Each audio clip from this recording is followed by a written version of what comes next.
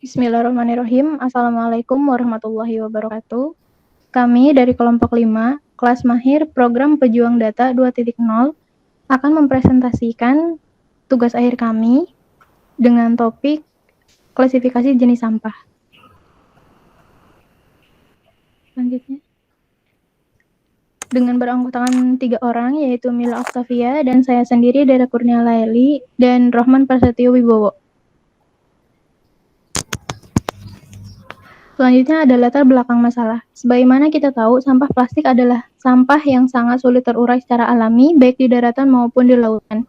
Jika terurai pun membutuhkan waktu yang sangat lama, bahkan sampai ratusan tahun. Jika terurai, itu pun tidak terurai sempurna, melainkan berubah menjadi serpihan kecil yang disebut mikroplastik. Selanjutnya di sini ada riset Jana Jambek, yaitu peneliti asal Universitas Georgia, Amerika Serikat, yang menyebutkan ada 5 negara pemasok sampah dan Indonesia adalah masuk ke dalam peringkat kedua, yaitu sebanyak 187,2 juta ton. Riset ini diunggah pada tahun 2015, kemudian diunggah kembali pada tahun 2020, yang artinya Indonesia tetap menempati urutan kedua sebagai pemasok sampah plastik di dunia. Kemudian pada tahun 2020, Kementerian Lingkungan Hidup dan Kehutanan juga mengakui bahwa total produksi sampah nasional telah mencapai 67,8 juta ton. Artinya, setiap penduduk memproduksi sekitar 0,68 kg sampah per hari. Selain itu, data statistik juga menyebutkan collection rate sampah di Indonesia kurang dari 40%. Dan 60% produksi sampah nasional berasal dari limbah rumah tangga. Sehingga salah satu solusi untuk pengelolaan sampah di Indonesia yaitu dengan adanya bank sampah.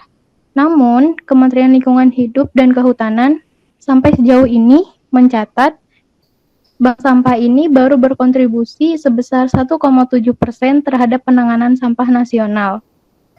Selanjutnya, dari latar belakang ini ada beberapa permasalahan yang timbul, yakni bagaimana peningkatan area pembuangan sampah sehingga agar tidak lagi terjadi timbunan sampah yang menggunung. Kemudian bagaimana penanganan pencemaran tanah, air, dan udara yang mana akan menambah produksi gas metana dari sampah. Dan bagaimana upaya untuk menangani tempat-tempat yang menjadi tempat hidup kuman dan bakteri yang dapat membahayakan kesehatan. Selanjutnya.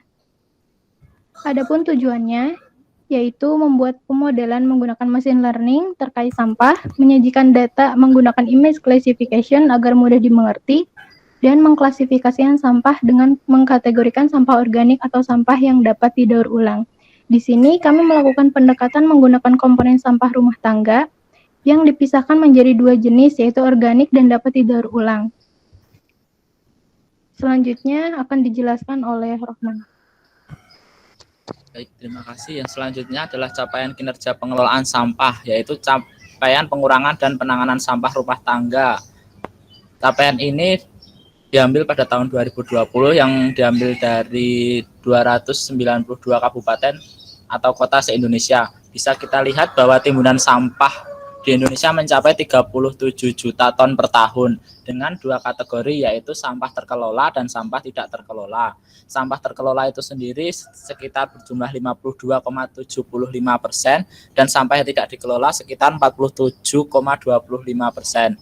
Sampah yang terkelola ini masih dibagi lagi menjadi sampah yang ditangani dan sampah yang dikurangi. Untuk yang selanjutnya dari Dinas Lingkungan Hidup Kabupaten Jepara bisa dilihat bahwa persentase sampah yang dapat dikelola dan yang tidak dikelola itu sangat kecil. Bisa dilihat bahwa hampir 93% sampah itu tidak terkelola, mencemari lingkungan.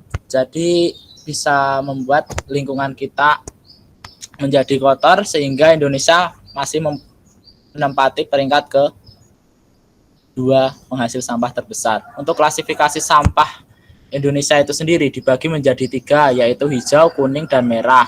Hijau untuk benda yang mudah terurai, kuning untuk benda yang bisa didaur ulang, merah untuk sampah non-hijau dan non-kuning.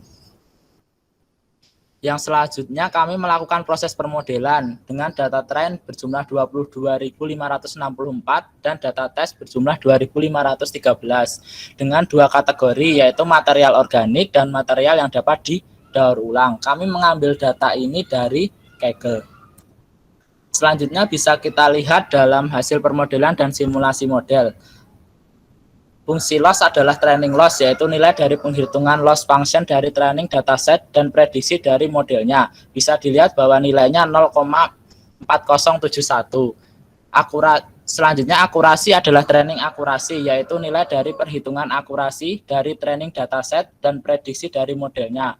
Nilainya berjumlah 0,9290. Yang selanjutnya validation loss adalah nilai perhitungan loss function dari validation dataset dan prediksi dari modelnya dengan input data dari validation dataset tersebut. Bisa dilihat bahwa nilainya 0,4208. Yang selanjutnya yang kita cari adalah validation akurasi, adalah nilai perhitungan akurasi dari validation dataset dan prediksi dari modelnya dengan input data dari validation dataset tersebut mencapai 0,9310 atau bisa kita ringkas menjadi 93%. Untuk selanjutnya akan dipaparkan oleh Saudari Mila. Yang selanjutnya yaitu hasil dari pengujian gambar. Melakukan uji coba apakah gambar tersebut dapat diprediksi merupakan organik atau dapat didaur ulang. Dari percobaan yang kami lakukan, alhamdulillahnya hasilnya sesuai dengan kelas yang diharapkan. Pada sebelah kiri yaitu termasuk dalam kategori kelas organik dan pada sebelah kanan masuk dalam kelas recycle atau dapat didaur ulang. Selanjutnya, untuk yang selanjutnya yaitu evaluasi pemodelan. Yang mau kita bahas yaitu tentang konfusi matrik dan plot akurasi dan loss function.